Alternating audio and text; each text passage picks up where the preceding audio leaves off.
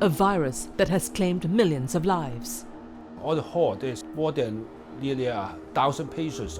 And cost millions their livelihoods. 我一直没有出去跑单，然后就没法赚钱了。 As we approach what could be the tail end of the pandemic, what lessons have we learned from dealing with COVID? The danger, of course, is that most countries will just go back to business as usual and forget about all these things. Are we in a better position to prevent the next pandemic? The World Health Organization has stressed the need to contain a growing monkeypox outbreak. Or are we doomed to repeat the mistakes of the past?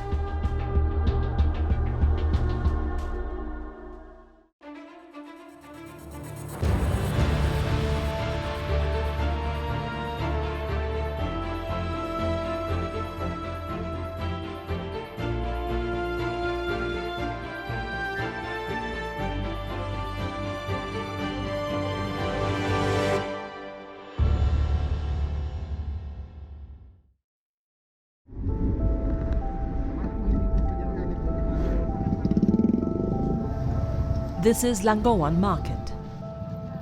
Located in Tomahan City in North Sulawesi province of central Indonesia, the market is central to the needs of the surrounding community, part of which is supplying the people here the staple of meat. Di situ ada ular, snake. Ini babi hutan. Terus mari di bagian belakang sana lagi ada kelelawar, tapi kalau mau lihat itu ada bagian pembakaran.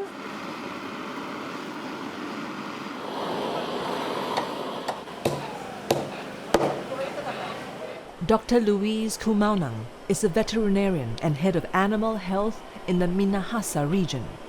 She works to fight zoonotic diseases which are transmitted from animals to humans and is on the lookout for places where such transmissions might take place. Penting sekali kita untuk mengetahui dari mana sih virus ini berasal atau si kuman penyebab ini berasal.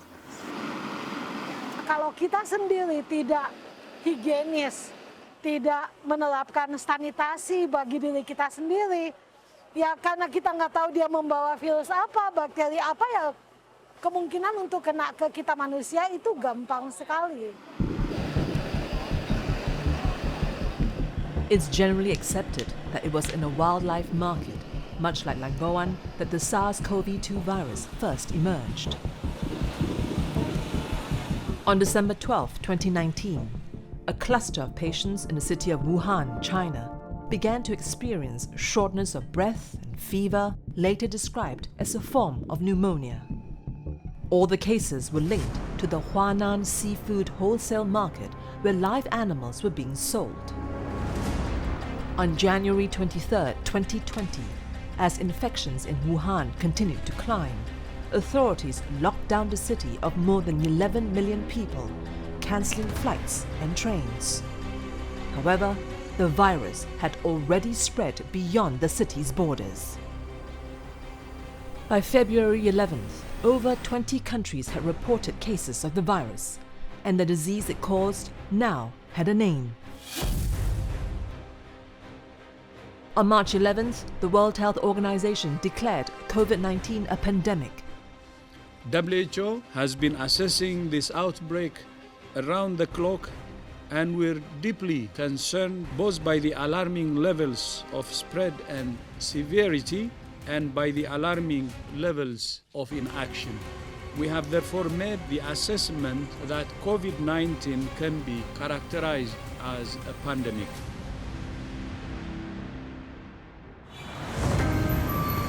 Two years on, and more than 500 million people worldwide have contracted the virus, leading to over 6 million deaths. But there are signs the pandemic is finally waning. Even as countries are adjusting to life after COVID, experts are already preparing for the next disease. In this last 20 years alone, we've had 9 major outbreaks, right? Starting from SARS all the way through to SARS-CoV-2, right? COVID. And obviously, what's the next one? And that's what everyone is afraid of, that disease X, right? Disease X. It is a placeholder name adopted by the World Health Organization in February 2018. It is used to represent any hypothetical, unknown pathogen that could cause a future epidemic. So disease X is a theoretical, highly transmissible, human-to-human, novel agent, which has got a significant severity. That's disease X.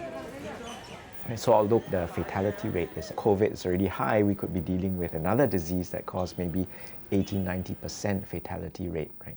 In that situation, we have to be able to move very quickly to kind of contain the outbreak and protect the population. So, will our experience with COVID prepare us to contain future outbreaks of the next disease X? One question is whether we can reduce potential sources of pathogens. Of a disease like COVID-19, that means preventing viruses jumping from animals to humans. Jumping species is how outbreaks start, and there's a whole research industry and set of interventions to be put in place to stop viruses evolving in animals and then jumping to humans and then going upstream and stopping it coming to humans in the first case is the most effective way. When the COVID-19 pandemic first struck, there were efforts to eradicate wildlife markets.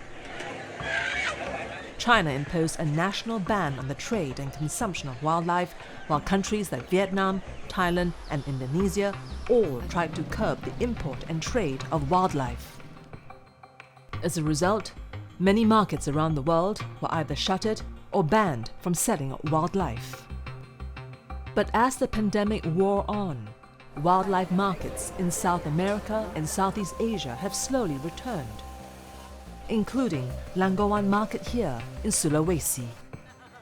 Memang pandemi itu memang tantangan terberat dalam pekerjaan itu karena memang semua dibatasi. Pasar juga sempat ditutup. Memang lama itu pasar udah pulih.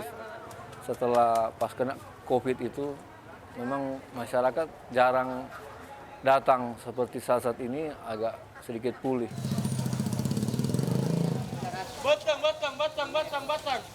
The market's revival coincided with the returning appetite for wild meat from patrons such as 43-year-old Richie.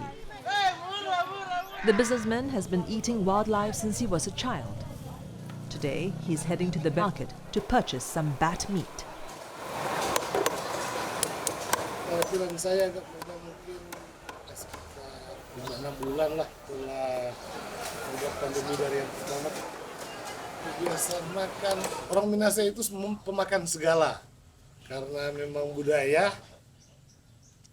Terus daerah sini karena ada pengaruh dari zaman dulu itu dijajah dari Portugis sama Belanda, jadi karena memang gaya hidup dulu yang berkebun, terus situasinya memang ada di zaman seperti itu, jadi semuanya bisa dimakan, yang bergerak bisa dimakan.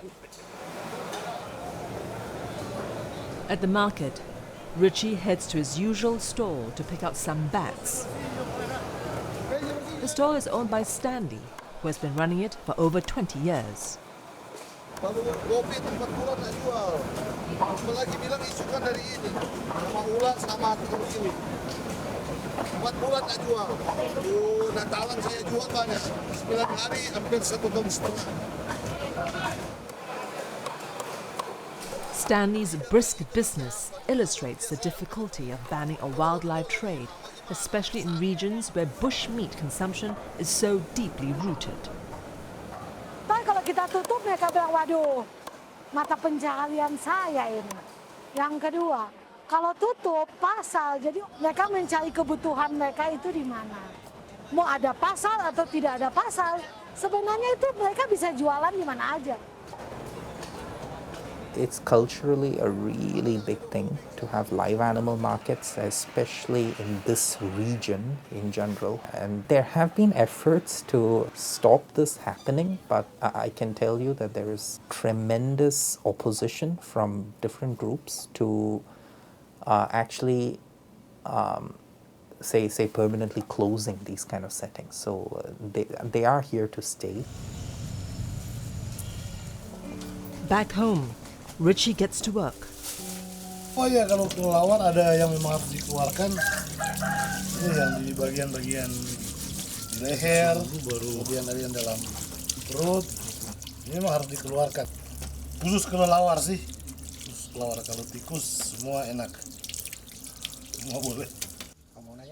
Since eradication of wildlife consumption is impossible, authorities have turned instead to reducing transmission risks. Kita dapat meminimalisir risiko. Barang-barang yang jual itu tidak memenuhi syarat. Dalam arti kata, mau motongnya ada di rumah potong, terkontrol dia punya daging, batas penjualannya berapa hari, dan lagi pula kami mengajarkan di pasar bagaimana tingkat kebersihan yang harus dilakukan di pasar. Yang kita tahu saat ini, sekarang ini, kita hanya bisa menghimbau masyarakat.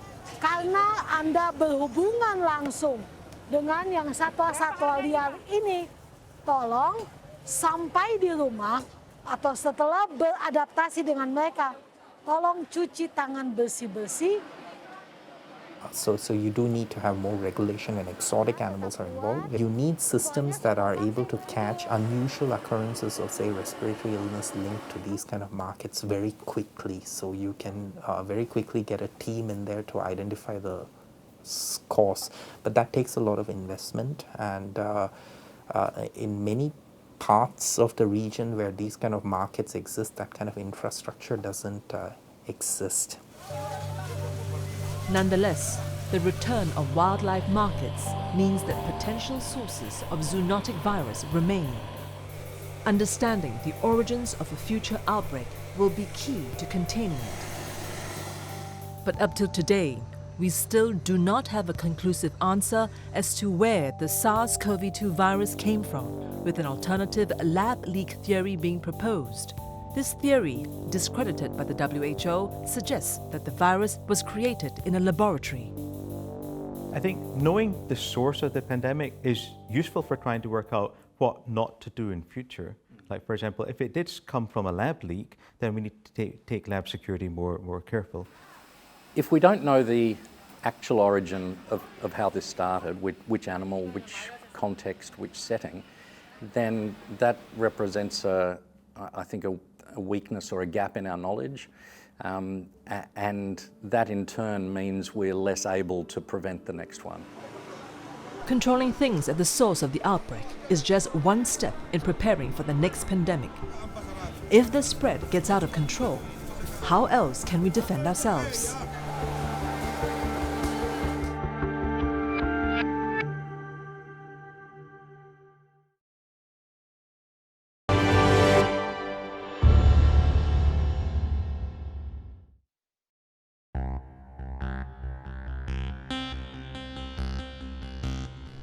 While the pandemic has been devastating, claiming millions of lives, there are some silver linings. For one, the urgency of the problem was a catalyst for scientific advancement, particularly in the field of vaccine science. The speed at which COVID vaccines were developed was unprecedented. When the pandemic broke out, Dr. Wee Eng-yong, an infectious disease expert, led a team to develop a COVID vaccine candidate in Singapore. So the average time of vaccine development is usually more than 10 years, so it's averaging about 15, right? In COVID, the world did it in 11 months, right? It's a very rapid process. We have now the technology and the scientific tools to be able to give faster and better answers than the way we've done things traditionally. Now, it doesn't mean that it's less safe. What it means is that the conventional way of making vaccine is just far too long. The pandemic also brought with it another pioneering event: the world's first licensed mRNA vaccines. We are all composed of genes, right? Stored in the form of a DNA. But the DNA is like a reference library. It's a book, big book. But you don't need a whole big book to say bake a cake or cook a dinner, right? You only need whatever recipes you need. So instead of taking the whole recipe book out, you only photocopy what you need, right? And that's the messenger RNA. This mRNA is injected into the muscle cells with the vaccine. Functioning like a set of instructions, the mRNA tells our cells to produce the spike proteins of the SARS-CoV-2 virus. While the spike protein itself is harmless, our bodies recognize the spike protein as a foreign object, producing antibodies to neutralize it. These antibodies then help to prevent the infection by the actual SARS-CoV-2 virus. And compared to traditional vaccines that use parts of the virus, mRNA vaccines can be manufactured more easily.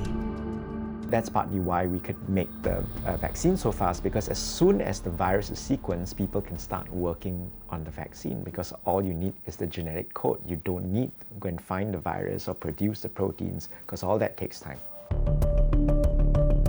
With the leaps and bounds made in vaccine science, vaccines for a future pandemic could be developed at an even faster rate than COVID. The Coalition for Epidemic Preparedness Innovations, or CEPI, has issued a challenge. Can we make vaccines available in 100 days instead of 11 months? Right? Scientifically, I think that's entirely doable. We have the technology, we have the means, right? And we can assess, like, for instance, safety in ways that weren't possible previously. For instance, by looking at what genes are turned on and turned off when you receive the vaccine, you can know whether someone's going to develop side effects and what side effects they're going to develop, right? And so instead of waiting to see, okay, what did you, after receiving the vaccine, what did you feel? How long did you have these symptoms for and all that? I can just look at the genes, and these happen in 24 hours after you receive the vaccine. So we can get good and very objective safety signatures very early on, to the point where I think we can even predict what's going to happen before you even get the vaccine. There are some things that we think we could have done faster. So we could have had more manufacturing hubs around the world. If we'd had more factories able to produce vaccines, then we could have got many more of them produced at an earlier stage of 2020. And yeah, that could have potentially saved many, many millions of lives around the world. But perhaps, ironically, the speed at which vaccines are developed could work against their adoption. Panda is a 32-year-old part-time worker in Hong Kong's baking industry. He has chosen not to get the vaccine. He's not using his real name for fear of retaliation against his unvaccinated status. 我身邊大概有5-6個朋友都係冇打針嘅，咁主要大家都嗰個對呢件事嘅睇法都好一致，同埋都認為去到呢個情況打個必要性都唔係好大。咁群組嗰方面咧，咁我就冇入到任何一個關於啲唔打針嘅社交媒體啊諸如此類嘅嘢嘅。大家都覺得支針出嚟得好快，透明性又唔夠高，咁對支針本身都同埋選擇都比較少啊，即係個信心唔大。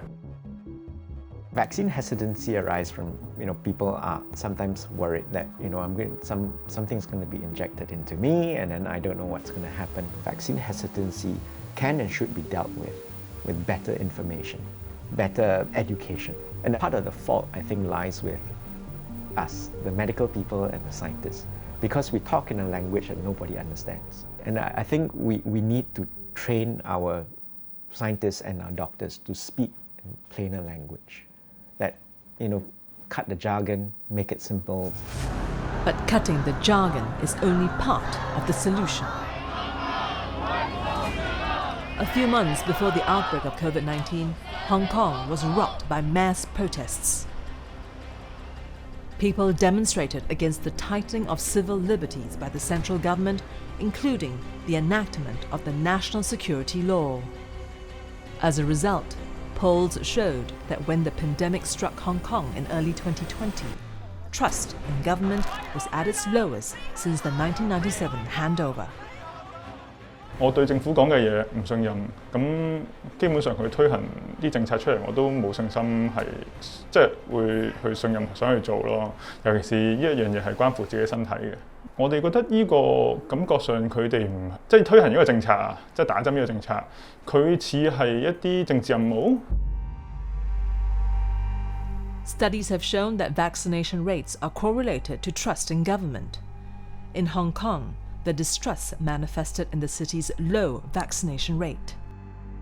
By June 2021, just 19% of the population received one dose of the vaccine, while 14% have received two. Despite the city securing enough vaccines to inoculate the whole population of 7.5 million twice over. The problem wasn't particular to Hong Kong. Other countries with low trust in government saw protests against vaccine mandates. In terms of trust, yes, there might have been a deficit of trust, especially given the background of what happened in Hong Kong just before COVID. I think we could really have engaged our general practitioners and doctors on the front line to do to address these concerns really head on. I think that would have helped. When government actually issue some policies people don't trust, for example, like the thing like Trace Together, Hong Kong has a similar scheme. They call it 安心出行 in Chinese, but people don't use that. So in generally, you can see the low trust in government can cause a lot of problems. Then government cannot function. So, whether vaccines can mitigate the toll of the next pandemic will depend on how governments can improve trust with their polity in the meantime. As for Hong Kong, the low rate of vaccination in 2021 meant that millions of doses of unused vaccines were at risk of expiring. The government eventually donated the unused vaccines to the WHO. Hong Kong's oversupply of vaccines highlights another issue in our fight against the pandemic: unequal access to vaccines. As of May 2022, only 17% of the population in low-income countries are vaccinated, compared to over 72% in high-income countries.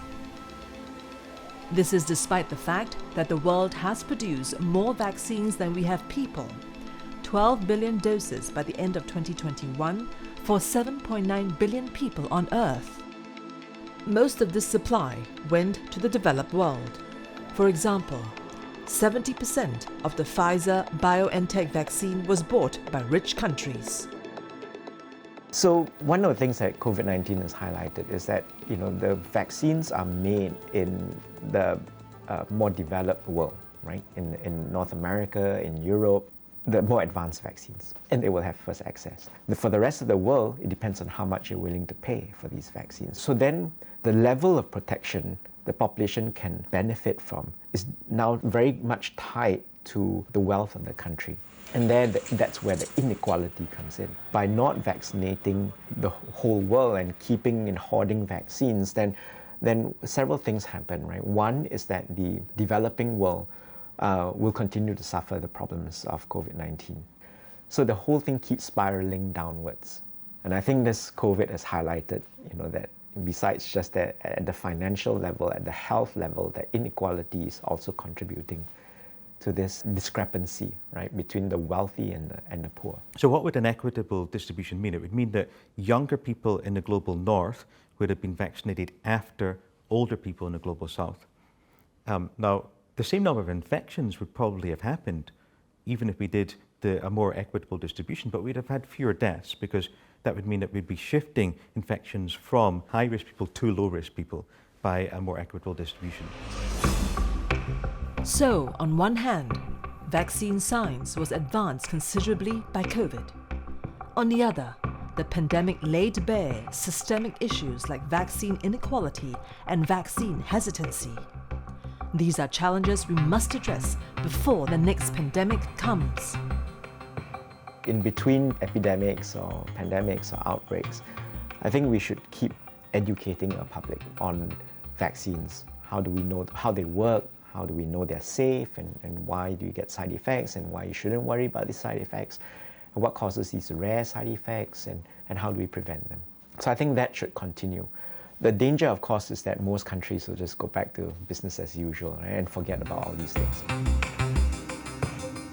But no matter how fast vaccines can be developed, there will still be some lag time between the initial outbreak and when the public can be properly protected.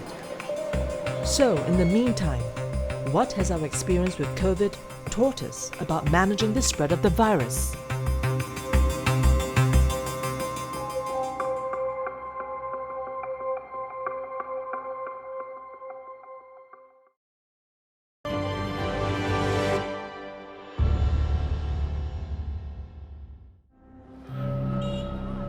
Shanghai, China's biggest city and financial hub with a population of over 25 million people. For almost 2 years, Shanghai, like many cities in China, have remained relatively unscathed by COVID-19. China had closed off its borders early in the pandemic while utilizing stringent lockdowns to contain small outbreaks. This has allowed Chinese citizens to live COVID-free for much of 2021, even as other nations grappled with waves of the virus. However, all that changed in March 2022. A sudden surge in infections hit Shanghai, with hundreds of new cases being detected. This spike prompted the authorities to act. Half of Shanghai goes into lockdown today. Authorities in China's financial hub will carry it out in 2 stages over a 9-day period while they carried out COVID-19 testing for some 25 million people. By the beginning of April, cases had surged to more than 13,000 a day. On April 5th, the city went into full lockdown. This meant that only essential personnel will be allowed to continue their duties while the rest of the population are barred from leaving their front doors. So our policy in the mainland at the moment is to curtail transmission as much as possible, basically. So that would be an alignment with what they would call their dynamic zero policy. So it's trying to get cases as close to zero as possible across the community so that there is basically minimal impact on healthcare due to COVID. For weeks, schools, factories and restaurants were all closed. Public transportation had been suspended and roads were closed. The livelihoods of millions were also put on hold. One such person is Mr. Dong, a food delivery driver. 当时的生活和现在生活确实大不一样。当时马路上车很多，人也很多，然后商场里边也很热闹，然后骑手在大家都聚在一块儿，然后都挺欢乐的那种感觉。我个人就是比较担心上海确诊病例要是一直持续增加，然后导致封控时间越来越长，对。解封的时间越来越长，确实会对我造成影响挺大的，对。因为很多商家不开门的话，即使我们出去跑单，也确实单量比较少，对，跟原先相比的话。Shanghai isn't the only Chinese city in lockdown. Across the country, more than 60 million people are living under restrictions. With lockdowns causing much social and economic suffering, citizens began to question why the government was sticking to such draconian measures at a time when other countries were relaxing their controls. China is well aware that a larger outbreak across the country would cause unprecedented stress on their healthcare system. And there's a recent modeling study that really modeled millions of deaths should there be unchecked Omicron transmission in China. It's because vaccination rates in the elderly segment of the population is not where they'd like it to be. And on top of that, they're still threshing out the details on bringing out the newer antivirals, purchasing them from overseas or producing them locally. So they are being very cautious with their approach to COVID. The main weakness is that it takes a tremendous effort in terms of manpower and planning to make sure that things go right. And in pockets of China where things haven't gone according to plan, like in Shanghai, you can have very large outbreaks that require prolonged lockdowns, and that obviously has a massive impact on people's lives and livelihoods. Xi Jinping won a third term. So his strategy is very simple. I remain status quo. So nothing changed. He does not want to sustain the pressure if, for example, China open up the door, China let everybody can live normal life. No one knows what's the consequence. So for Xi Jinping, he plays safe. He just won his third term indoors in later this year. Apart from China, other nations like New Zealand, Vietnam, and Singapore also tried zero COVID policies at some point to manage infections. Most were eventually abandoned. In Singapore's case, the zero COVID policy was replaced by a gradual and controlled reopening. This involved restricted social group sizes and mask mandates. Conversely, other countries resisted lockdowns. The UK, for example, initially let the virus spread, opting for natural herd immunity. But as the death toll climbed, the UK was forced to lock down on March 23, 2020. Subsequently, social distancing and mask mandates were introduced alongside ramped-up testing and tracing. So, what do these examples tell us about managing future pandemics? I mean, clearly different countries have handled it in different ways, and we can see that if we look at the outcomes. Like if you look at number of deaths per capita compared to UK and Singapore, UK has had 10 times as many deaths per million people as Singapore has had. So there's different ways that you can have successes. There's also different ways to have failures, like in the UK, for example. I would say that we cannot actually just look into one indicator because we have so many trade-offs. We have trade-off between lives and livelihoods. If you ask everybody to stay at home, if someone actually do not have money, they cannot sustain themselves. They will suicide, they will have a lot of pressure and also family issues. If you actually adopt one measure, just ask everybody to stay at home, basically people have no choices. So China's solution actually now get a lot of people backlash. Lots of people are willing to express the unhappiness. In considering how to manage future outbreaks, governments must also consider the economic costs. The first year of COVID-19 lockdowns cost the UK economy about $270 billion. In China, one economist estimates that China's COVID-19 lockdowns are likely costing the economy $45 billion a month. As factories shut and consumers are stuck at home, Shanghai reported a broad economic decline in April. Its industrial output shrank 61.5% year-on-year, the biggest decline since 2011. China overall propaganda discourse is we need to have lockdown because we want zero COVID. But if you look into different kind of video circulated online, a lot of people are so unhappy. Then many people lose their jobs. But China's central government want to do zero COVID strategy to maintain status quo. The COVID pandemic has highlighted a big challenge when it comes to managing an outbreak: the tensions between public health versus social and economic well-being.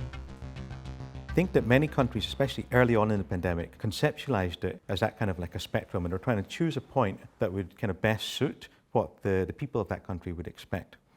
I think actually in a way that's quite misleading, because some countries that were prioritizing protecting civil liberties ended up in longer lockdowns than those that were protecting health.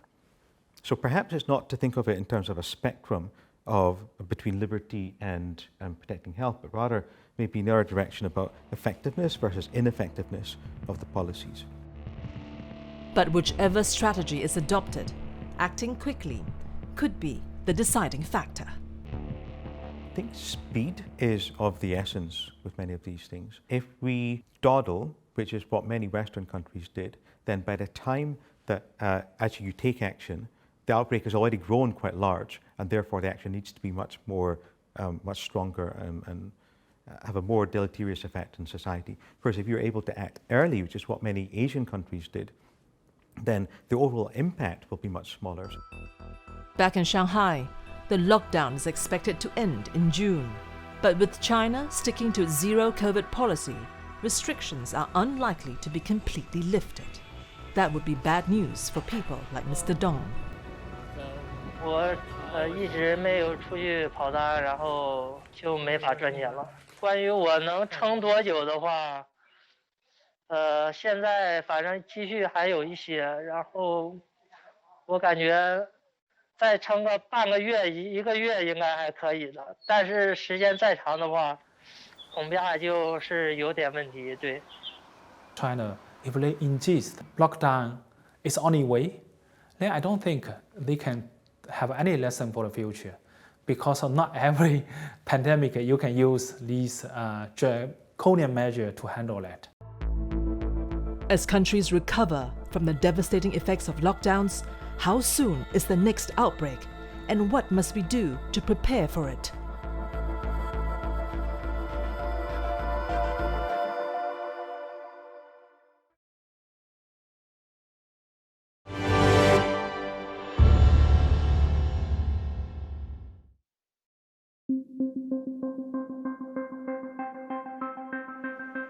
March 2022. Healthcare in Hong Kong is being pushed past the brink by COVID-19. Hospitals have been forced to treat patients out in the cold, with occupancy rates maxed out at more than 7 facilities. A devastating fifth wave of COVID infections has hit Hong Kong. The city of 7.5 million recorded more than 200,000 infections in the first 5 days of March alone. This is more than half the total number of cases registered in the city since the pandemic started. Given the magnitude, the pace of and the severity of this fifth wave, it has outgrown our capacity.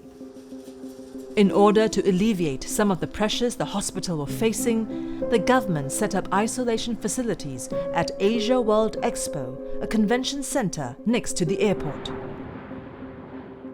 Volunteering at the isolation facility is Dr. Xie Tat-min, a specialist in geriatric medicine. The 1st of March, I went to the Asian World Expo. Wow, it is full house. All the hall, there's more than nearly 1,000 patients, all COVID patients, or older patients. They are lying on the bed. We see the COVID pandemic in Hong Kong is very severe, and lots of patients stay in the accident and emergency department and waiting for bed for more than 3 or 4 days. Dr. Xie sees mostly elderly patients who have tested positive for COVID-19. Many are over 70 with multiple underlying illnesses, a group particularly vulnerable to COVID. The death rate in Hong Kong peaked at almost 40 deaths per million residents, the highest in the world. Dr. Xie witnessed firsthand patients succumbing to the disease. Our system is quite modernized. We have very advanced medical technology. But how come our patients will die in accident and emergency department? I'm very sad. So as experienced doctors, I want to do my share and help the society. Hong Kong experienced relatively low COVID numbers through most of 2021. As a result, its medical services were not prepared for the particularly virulent Omicron variant. The problem in the management of COVID in Hong Kong, the major problem is the too many patients in a short time to the A&E, and we don't have a good public primary health care system to see these mild patients. So they have to rush to the A&E at the same time to overload the A&E department And the AA department because there are too many patients to the hospital, some are very old people, the AA have a very difficult time to manage these older people because they have multiple morbidity. So they have sent the patient to the hospital, and the hospital is full. During the worst days of the fifth wave, I would say that healthcare has been under unprecedented stress. I have no hesitation in saying that the Omicron wave in Hong Kong was the worst public health crisis that the city has ever faced. And that includes things like the plague and SARS, so Omicron was much, much worse. We had one of the highest death rates anywhere in the world due to COVID at any point in the pandemic. Hong Kong wasn't the only city to find its healthcare services sapped. Many countries faced severe strains on their medical resources when facing unexpected spike in cases. India ran out of ventilators and oxygen during the Delta wave, while there was a shortage of ICU beds and personal protection equipment in the UK. In thinking of the next pandemic, how can we avoid getting caught off guard by the sudden appearance of a new virus or variant? Well, the dream would be that you can get in so early in a pandemic that you can nip it in the bud and get it down to 0 cases straight away. And so many of the efforts around about surveillance are aiming to try to do this, to find infections very soon. But the problem is, of course, that if you've got a virus which is often presenting in the same way as an existing virus like flu or something, then the ability of us to find it so early on is going to be quite challenging. So one of the major difficulties then is that many pandemics at the early stages, it's difficult to differentiate them from the background of endemic diseases that we're already used to. As the world takes stock of its preparedness for the next outbreak, a key question remains. How likely are we to see another pandemic, one on the scale of COVID? Even now, the WHO is warning about monkeypox, a disease similar to smallpox which has spread to more than 20 countries. One study estimates that the likelihood of a COVID-like pandemic occurring in any given year is between 2 to 3%.